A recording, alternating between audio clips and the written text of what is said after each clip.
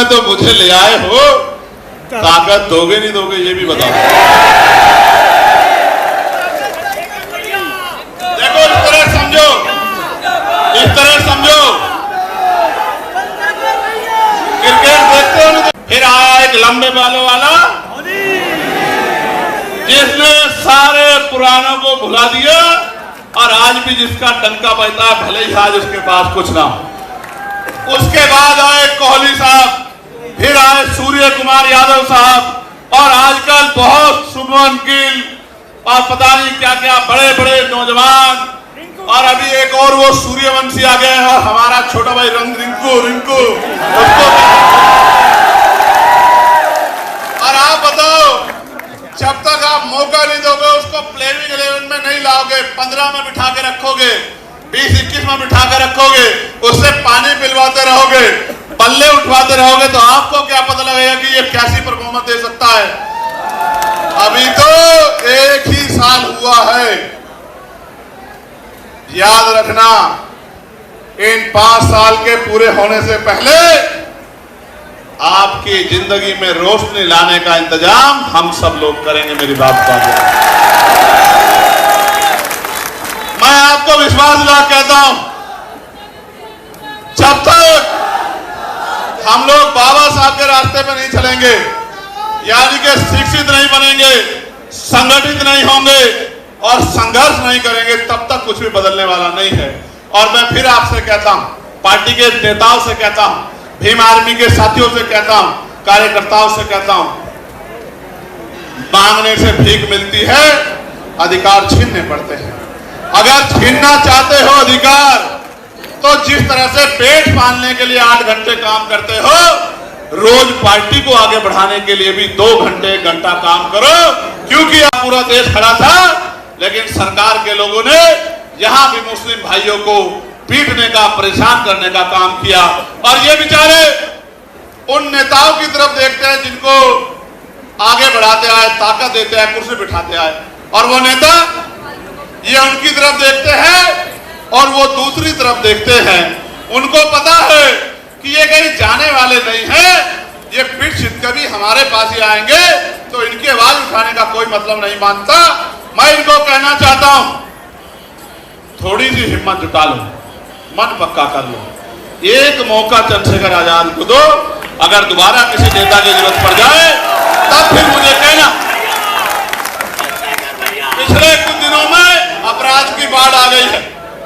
आगरा में भी सुन रहा हूं, जो आगरा हमारा किला था, वहां भी बारात रोकी जा रही है। दिल में बड़ी तकलीफ थी, कार्यकर्ताओं पे हमला हो रहा है, कार्यकर्ताओं पे झूठे मुकदमे लगाए जा रहे हैं। दिल में तकलीफ थी, हर दिन इंतजार कर रहा था कि आगरा का दिन कब आएगा, आगरा का दिन कब आएगा। आज आगरा का दिन आया है। आगरा का दिन तो आ गया, आजाद समाज पार्टी का दिन आएगा नहीं आएगा ये भी मुझे बता दो। अच्छा आप बताओ। और जो जमीनें हमें मिली थी, उन जमीनों को भी लूटने का काम ये सरकार कर रही है। तो इस सरकार का जाना जरूरी है नहीं जरूरी है बताओ? तो सोचो, सरकार चली गई, लेकिन अगर आपकी नहीं बनी तो आपके हिस्से में क्या आया? समझे नहीं समझे? भाई ये फोन इस हाथ में था, अब इस हाथ में चला गया, आपके हिस्से में क्या आया? आप बीच में खड़े हो जाओ दीवार बन के कि ये ताकत इधर से जाएगी तो हमारे पास आएगी, इस बात को दीवार बन के खड़े हो जाओ।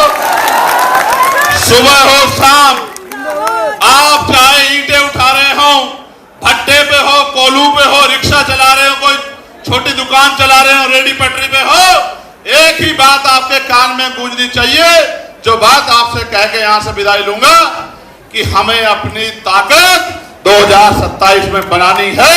ये बात आपके कानों में हर समय गूंजनी चाहिए। और 2-3 नारे आपको मेरे साथ लगाने हैं। तैयार हो? ये जो मंच के लोग हैं, देखिए तेजी से आजाद समाज पार्टी का उत्तर प्रदेश में विधानसभाओं तक, ब्लॉक तक, गांव तक, बूथ तक लगातार हमारी पार्टी और हमारे पार्टी के जो सहयोगी संगठन हैं वो लगातार कोशिश कर रहे हैं और लगातार प्रयास कर रहे हैं। लगभग सभी विधानसभाओं में 70, 80% हमारा संगठन बन चुका है। अब उस संगठन को, क्योंकि त्रिस्तरीय पंचायत चुनाव आ रहे हैं, उसको और सक्रिय करके भाईचारा कमेटियां बना के प्रभु सम्मेलन के जरिए सत्ता की भूख, क्योंकि जिन पे पावर होती है उन्हीं का आत्मसम्मान भी सुरक्षित रहता है, उन्हीं को अवसर भी मिलते हैं। ये भूख जो है, जो पिछले 15 साल में हमारे लोगों में ठंडी हो गई थी, उसी भूख को दोबारा जगाने के लिए कि वो लोग राजकाज को समझे। जब राजकाज होगा तभी तरक्की होगी, तभी अन्याय रुकेगा, तभी शिक्षा मिलेगी, तभी अच्छा इलाज मिलेगा, तभी रोजगार मिलेगा, तभी जमीनें मिलेगी, तभी इंडस्ट्रियल एरिया रहेंगे। ये बात समझाने के लिए हम लोग हर मंडल समीक्षा कर रहे हैं। आज आगरा में ये समीक्षा हुई है। शाम के समय फिर एक बार पार्टी के वरिष्ठ नेता और क्षेत्र के बुद्धिजीवी लोगों के साथ, व्यापारियों के साथ एक चर्चा होगी। फिर कल अलीगढ़ हम लोग जाएंगे। इसी तरह से ये संघर्ष का कार्यक्रम चलता रहेगा। अगले शुक्रवार को हम लोग दूसरे मंडल की तरफ प्रस्थान करेंगे। सेना के जयकारे लगा के भारतीय जनता पार्टी लगातार, और जो प्रधानमंत्री है वो कह रहे हैं कि मेरे लहू में सिंदूर बह रहा है, क्या कहना चाहिए? नहीं, ये पूर्ण रूप से पॉलिटिकल बयान है। उन्होंने जाके बॉर्डर पे लड़ाई नहीं लड़ी है। जितने जवान शहीद हुए, मैं उनके परिवारों के लिए संवेदना प्रकट करता हूँ। और मैंने सरकार से मांग की थी कि उनको 1-1 करोड़ रुपए का मुआवजा मिलना चाहिए, प्लस जो जिनकी जान गई है, जो भारतीय नागरिक थे, उनको भी 1-1 करोड़ रुपए का मुआवजा मिलना चाहिए। मांग मैंने उठाई थी। तो मैं भारतीय सेना के जिंदाबाद के नारे इसलिए लगा रहा हूँ कि भारतीय सेना ही है जिसकी वजह से हम लोग चैन से पढ़ के घर में जी करनी चाहिए। लोकतंत्र है, सबको अपनी बात रखने का अधिकार है। हम कमजोर वर्गों का नारा जो बहुजन समाज के लिए है, SC, ST, OBC और माइनॉरिटी के लोगों के लिए है, जो पिछले 40-45 साल से हमारे महापुरुषों ने संघर्ष करके जो भाईचारे के बीज तैयार किए हैं, उन्हीं को मजबूत करने का काम हम लोग कर रहे हैं। मैं नारों पे नहीं जाता। नारे तो मोदी जी भी अच्छे लगाते हैं, नारे तो अन्य पार्टी भी अच्छा लगाती है, लेकिन क्या उसका फायदा जनता को मिलता है? तो नारों में कुछ नहीं रखा। कथनी और करनी में जिनके फर्क है, देश प्रदेश उनको भी जानता है कि उनको उन सरकारें में आने पे उन्होंने क्या क्या हासिल जो है कमजोर वर्गों किया है, लेकिन छुपाव नहीं। अभी त्रिस्तरीय पंचायत चुनाव में आप देख लेना, आजाद समाज पार्टी उत्तर प्रदेश का सबसे बड़ा दल बन के सामने आएगा। इस बात को मेरी आप याद रखना, क्योंकि बीमार में आजाद समाज पार्टी के साथियों ने, ये तो लोग चुनाव में निकलते हैं 24 घंटे 7 दिन, वो समाज की सेवा के लिए, बहन बेटियों के सम्मान के लिए, नौजवानों किसानों के रोजगार और उनके समस्याओं के हल के लिए सड़कों पर रहते हैं। इसलिए जनता का विश्वास आजाद समाज पार्टी के साथ बढ़ रहा है। बाकी दलों को उन्होंने आजमा के देख लिया है, और अगर वो दल अच्छे होते तो उनकी सरकारें क्यों बदलती? आप सोचो, जिनकी सरकारें बदली हैं तो जनता ने तो बदला, इसलिए तो बदला कि उन्होंने अच्छा काम नहीं किया, तो उनको काहे को मौका देना? तो अब वो आजाद समाज पार्टी को मौका देंगे, और धीरे धीरे जनाधार बहुत तेजी से बढ़ रहा है। ग्वालियर हाईकोर्ट में जो मूर्ति नहीं लगी है, ये इस बात का प्रमाण है कि बाबा साहब अम्बेडकर जो संविधान निर्माता है, जो पहले जो कानून मंत्री थे, आज भी उनके विचारों से कितनी नफरत जो है यहाँ देश में है। ऐसे लोगों को अपनी कुंठित मानसिकता को बदलना चाहिए और समता समानता की बात करनी चाहिए। ये जनता देख रही है, ऐसे लोगों को जनता देख रही है, उनको चिन्हित कर रही है, उनकी पार्टियों को भी चिन्हित कर रही है, और आने वाले चुनाव में उनको सबक भी सिखाएंगे। गरीबों बहन बेटियों पर रेप हो रहा है, हत्या हो रही है, और सरकार के नेता और मुख्यमंत्री चैन से बढ़ के सो रहे हैं। इससे बड़ी नालायकी क्या होगी?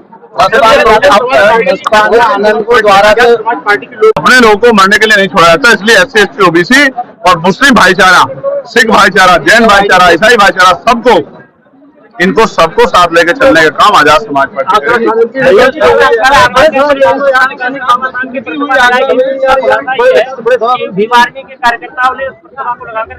को छोड़ती।